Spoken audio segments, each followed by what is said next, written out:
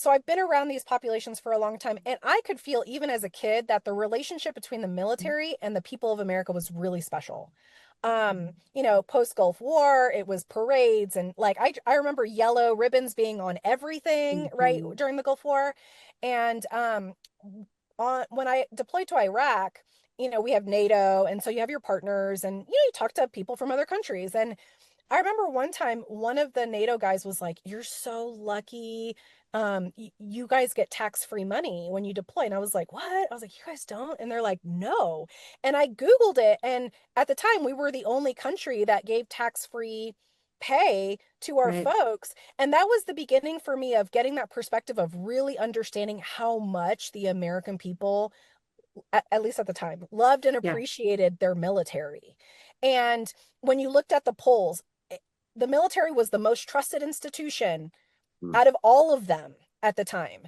And so, unfortunately, now, because of what happened in Minneapolis, right? So, the administration was deploying the National Guard, which Posse Comitatus is an act that was signed into law after the Civil War. So, post Civil War, the South basically was like, we don't want to integrate. So, they used their army to do bad things to African Americans.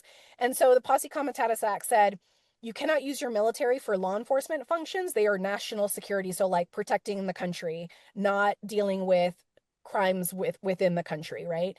And so um even with me as a military agent, I had very strict rules on arresting civilians, when I could do it, when I couldn't. And so deploying the National Guard against our own people starts to erode that trust that Yeah. we've had since World War II, right?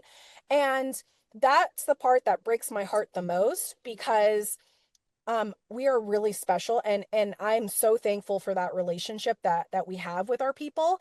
And I mean, I, as a military and a law enforcement officer, I can't imagine walking into any community and having people not feel safe when I'm there. Like, that breaks Mhm. my heart. That's not the point, you know what I mean? So the administration's really done a lot to destroy that trust, and it's literally the optics of it, right? So seeing someone in a uniform, in a military uniform, in Minneapolis, in DC, Mm. guarding against our own people. Yeah. It's crazy. It's crazy.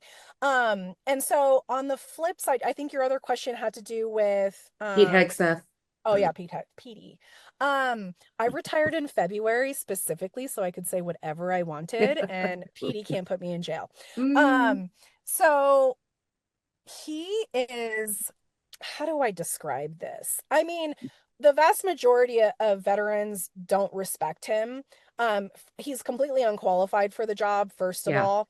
He got in a lot of trouble, right? Like the sex assault allegations, the alcoholism.